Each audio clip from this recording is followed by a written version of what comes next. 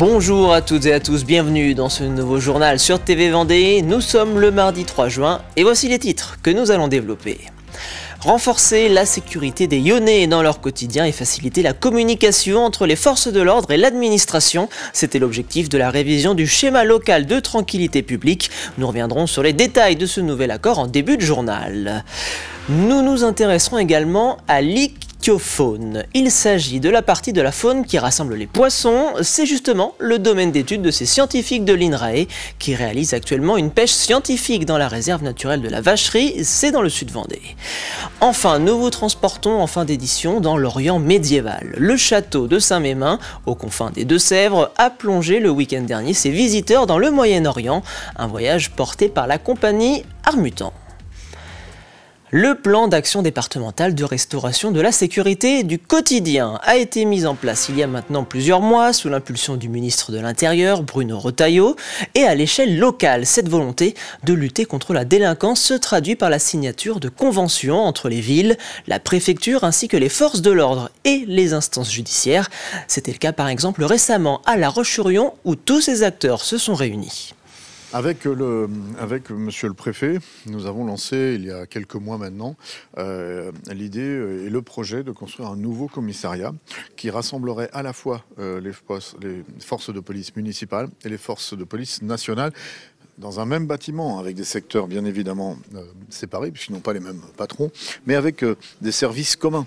Quand nous allons recruter 2 agents qui viennent avec des chiens, ils seront aussi à la disposition de la police nationale. Nous avons aujourd'hui 200 et quelques caméras, nous allons en avoir, je l'espère, 300 dans les années qui viennent, nous allons avoir 40 policiers municipaux. Eh bien, tout ça, ça doit se réunir autour d'un projet commun, et cette facilité de projet commun, ça se traduit par un commissariat en commun. Une thématique de la sécurité qui sera par ailleurs au cœur des discussions lors du déplacement de Bruno Retailleau prévu ce vendredi au Sables-d'Olonne. L'organisation des coopératives d'achat pour les artisans du bâtiment, l'ORCAB, a récemment fêté ses 35 ans et avec cet anniversaire, elle a également inauguré l'agrandissement de sa plateforme logistique nationale située sur la commune de Roche-Servière. Une plateforme dont la surface a donc quasiment doublé, signe que la coopérative se porte bien et que le secteur de la rénovation reprend des couleurs. Nous, les coopératives ou les artisans des coopératives sont d'abord plus à travailler sur le secteur de la rénovation et de la transformation énergétique qui continue, lui, à quand même aller pas si mal que ça. Les perspectives ou les tendances sur le premier trimestre ou sur les 4 premiers mois de l'année montrent quand même plutôt un marché du bâtiment et de la rénovation et de la transformation énergétique qui se ressaisit. Donc on retrouve à peu près les mêmes chiffres que l'année dernière, donc on n'est plus en diminution. Et donc ça laisse présager quand même une fin d'année 2025 qui ne sera pas si mauvaise que ça. Et l'un des enjeux qui ne concerne pas uniquement les entreprises du bâtiment n'est autre que la transition environnementale. Et afin d'accompagner au mieux les entreprises et les collectivités dans cette transition, le salon Eau, Énergie et Déchets a vu le jour cette année au Sables-d'Olonne, un lieu de rencontre, d'information et de sensibilisation grâce à la trentaine d'exposants proposant des solutions concrètes pour une meilleure gestion des ressources. Toutes ces normes pour un chef d'entreprise, c'est toujours préoccupant, puisque ça n'est que incrémental. Mais c'est pour ça que c'est important de se tenir au courant de ce qu'il est important d'anticiper et de ce que l'on peut réaliser. Il y a un enjeu pour le secteur, voilà, donc moi, dans cette continuité, je recherche les améliorations et aussi pour les clients un rapport économique en fait pour pas trop impacter l'environnement, mais aussi la partie économique de l'entreprise qui cherche à faire des économies sur ses budgets, environnementaux. C'est inévitable pour toutes les entreprises locales. Et il y a une prise de conscience aussi sur la partie gestion des déchets qui fait que, autant d'un point de vue particulier que d'un point de vue entrepreneurial, on n'a pas le choix forcément d'aller vers le développement durable au global, quoi. Prenons désormais le chemin de la réserve naturelle régionale de la Vacherie à Champagny-les-Marais. Elle est actuellement au cœur de l'activité des scientifiques de l'INRAE, l'Institut national de recherche pour l'agriculture, l'alimentation et l'environnement. Ces derniers réalisent en ce moment une étude pour identifier la faune qui peuple les marais doux agricoles. Cyril Guillet a assisté pour nous à une partie de leur mission. filet il nous sert à du coup caractériser les peuplements piscicoles des marais d'eau agricole. Et donc c'est un verve double avec, on voit au milieu sous les flotteurs une paradière, donc un filet vertical qui va bloquer les poissons. Épaulée par les membres de la LPO, une équipe de scientifiques de l'INRAE a investi le marais de la Vacherie. L'objectif de cette opération, évaluer le peuplement piscicole de cette réserve naturelle. 21, 22. On va savoir à peu près si on va avoir plus de biomasse d'indigènes, d'espèces locales, ou alors d'espèces introduites ou envahissantes. Également, on va pouvoir faire des stats un peu plus poussées sur des caractérisations de guildes, savoir quelle proportion d'herbivores, de piscivores, d'invertivores on va avoir. Et ça nous permet d'en savoir un petit peu plus sur nos marais d'eau agricoles qui sont très méconnus. Jusqu'à présent, les plus gros suivis ont été réalisés dans les estuaires, les présalés ou bien encore dans les lacs, mais rarement dans les marais doux comme celui-ci. 2,6. Comme toute réserve, on a l'obligation de travailler, faire des études pour mieux comprendre l'écosystème et surtout se préparer à son évolution, notamment à travers le changement climatique, qui est quand même l'étape qui nous attend, qui est en train de se produire.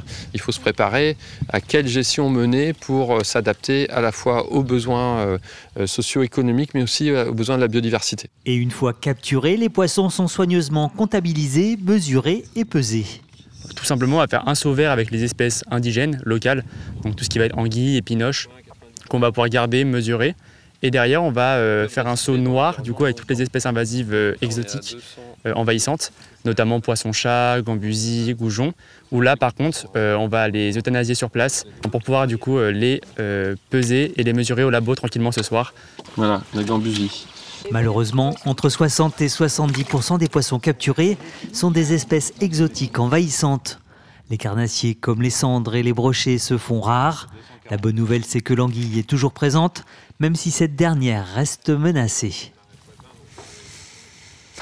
Et si votre corps était finalement plus jeune ou bien plus vieux que vous? C'est la question à laquelle l'association ADRA Vendée vous propose de répondre à l'occasion de la 2e édition du Salon Santé de Challans. Le public était donc invité à participer à plusieurs ateliers consacrés à la nutrition, à la respiration ou encore au sport et aux addictions.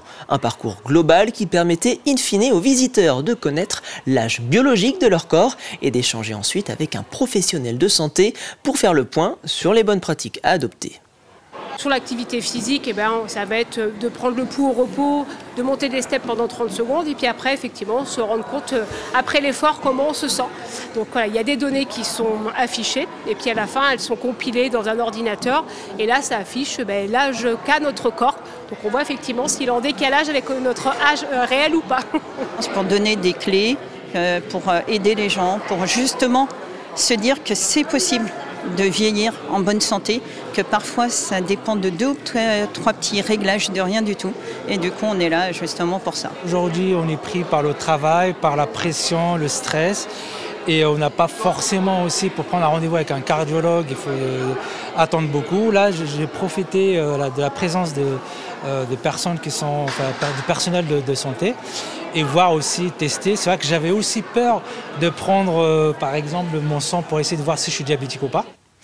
On termine ce journal en partant aux confins de la Vendée et des Deux-Sèvres du côté du château de Saint-Mémin. Cette année, ce dernier propose à ses visiteurs de partir en voyage à l'époque médiévale et ce dans différentes régions du monde. Un voyage qui a plongé le week-end dernier les visiteurs dans un décor oriental à la découverte de l'art mamelouk ou encore de campements typiques de la période moyenâgeuse. Un univers que vous fait découvrir Alice Prandini. Au château les enfants. C'est le grand rendez-vous annuel du château de Saint-Mémin, situé à Saint-André-sur-Sèvre. Cette année, cap sur l'Orient médiéval. Entre décors immersifs, costumes colorés et faux califs plus vrais que nature, les visiteurs plongent dans un Moyen-Âge au parfum d'ailleurs. La compagnie Art Mutant mêle acrobatie, humour et combats chorégraphiés. Petits et grands rient et s'émerveillent. Dans la compagnie, moi je fais un peu tout. Je suis comédien, cascadeur, on fait des combats. Et accessoirement, on fait aussi des ateliers pédagogiques sur différents thèmes. Donc là, c'est sur les épices au Moyen-Âge. Plus exactement aussi le lien entre Orient et Occident. Et en fait, le but, c'est toujours un peu de communiquer aux gens un peu notre passion et en même temps de faire un boulot qui nous plaît, quoi. Sur place, le campement arabo-andalou attire les curieux avec ses effluves d'épices, ses étoffes colorées et ses objets venus d'ailleurs. On y retrouve Dame Mélissandre, une artiste itinérante. Elle fait voyager le public avec ses instruments anciens et ses danses inspirées de l'Orient médiéval. Une immersion complète avec ses jeux traditionnels du monde arabe, ponctués de chasse au trésor et de balades à dos d'âne pour les plus jeunes. C'est une belle découverte. Alors nous, c'est ce qu'on appelle vraiment le spectacle vivant, c'est-à-dire vous avez des comédiens, mais c'est pas juste on s'installe, on regarde un spectacle, même s'il y a des moments comme ça. C'est aussi vous avez des humains en face de vous, donc il y a de l'échange, il y a forcément un petit peu d'humour. Et puis surtout, ce qu'il faut penser, c'est qu'il y a des vrais morceaux d'histoire dedans, mais c'est amené de manière très ludique et participative. Classé monument historique, le château de Saint-Mémin est une forteresse du XIVe siècle, parfaitement conservée et animée toute l'année. Pendant les grandes fêtes comme celle-ci, ce sont près de 200 visiteurs par jour qui franchissent ces douves pour vivre une aventure médiévale vivante et ludique. Une belle manière de mêler histoire, culture et imagination. Une parenthèse hors du temps pour vivre le Moyen-Âge autrement.